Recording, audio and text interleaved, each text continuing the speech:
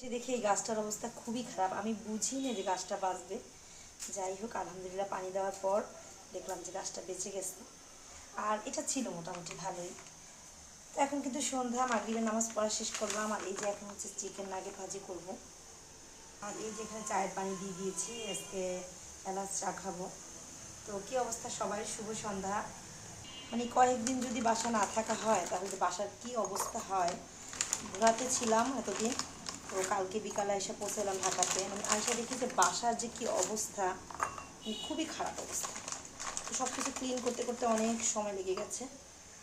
আর এই যে এখন নাগেটগুলো ভেজে নিব। বাসায় না থাকলে যেন বাসাটা কীরকম এলোমেলো হয়ে যায়, বুঝি না। এত ক্লিন করে রেখে যাই, তারপরেও কীভাবে এরকম এলোমেলো হয়ে যায়।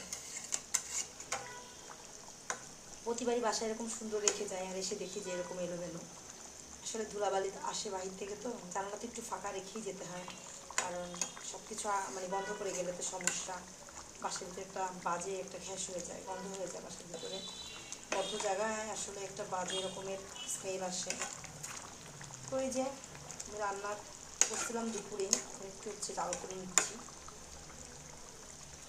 আজকে কিন্তু খুব ভালো বাতাস আসছে বাহিরে, বাকিটুকু রেখে দিব। ভোলাতে 20 দিন ছিলাম, কিভাবে যে সময়টা চলে গেছে। অনেক ভালো লেগেছে, অনেক ঘোরাঘুরি করেছি, খুবই ভালো লেগেছে। ইনশাল্লাহ আবার যাব। ভোলা আমার খুবই প্রিয় একটা জায়গা।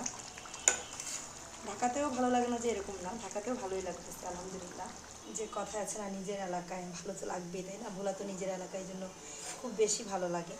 এই যে আমার চা কিন্তু প্রায় হয়ে গেছে। এরপর হচ্ছে আমি নাগেটগুলো ভেজে নিব, তারপর হচ্ছে সন্ধ্যার নাস্তা।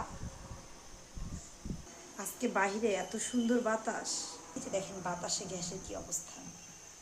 জানালা খুললেই পুরাই বাতাসে এলোমেলো হয়ে যায়, গ্যাসটা, আগুনটা এলোমেলো হয়ে যায় আর কি। যাই হোক, আগে চা খাবো। এই যে আগে খাবো চা। আমি একটু চা না খেলে আমার ভালোই লাগে না, তো আগে চা খাবো, তারপর হচ্ছে নাগেটগুলো ভাজবো। সবাই ভালো থাকবেন, ইনশাল্লাহ দেখা হবে নেক্সট কোনো ভিডিওতে। আল্লাহ হাফেজ।